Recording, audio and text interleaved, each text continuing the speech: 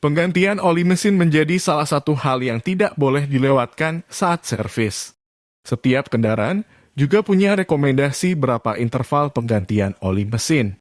Tapi yang jadi pertanyaan, kenapa oli harus diganti secara rutin? Apa yang terjadi kalau kita nekat tidak mengganti oli mesin? Video ini akan jadi jawabannya. Untuk memahami semua ini, kita awali dengan memahami tugas oli di dalam mesin. Jadi mesin itu kan isinya piston yang gerak naik turun di dalam silinder.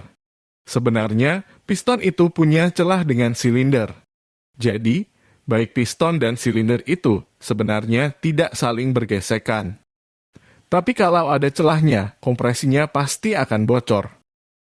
Karena udara yang mau dikompresi bisa keluar lewat celah-celah ini, itulah alasan piston punya sepasang ring.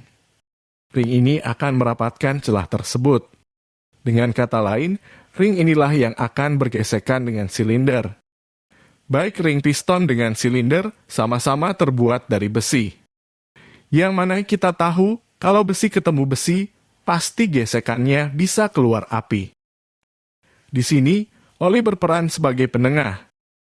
Jadi oli ini punya kemampuan khusus, yakni masuk ke celah supermikro.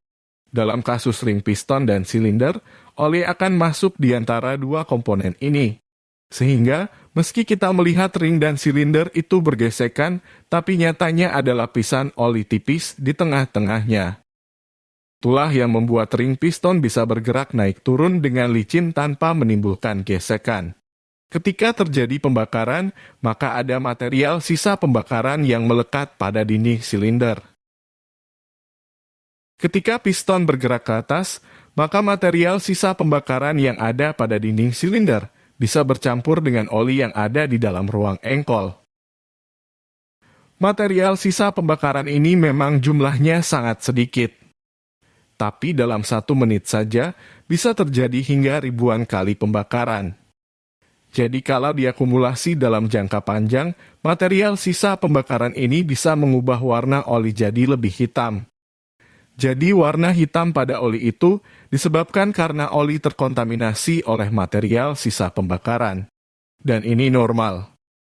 Semua motor kalau sudah dipakai lama, pasti olinya hitam. Tapi kalau oli yang sudah hitam ini dipaksakan untuk dipakai, apa yang terjadi?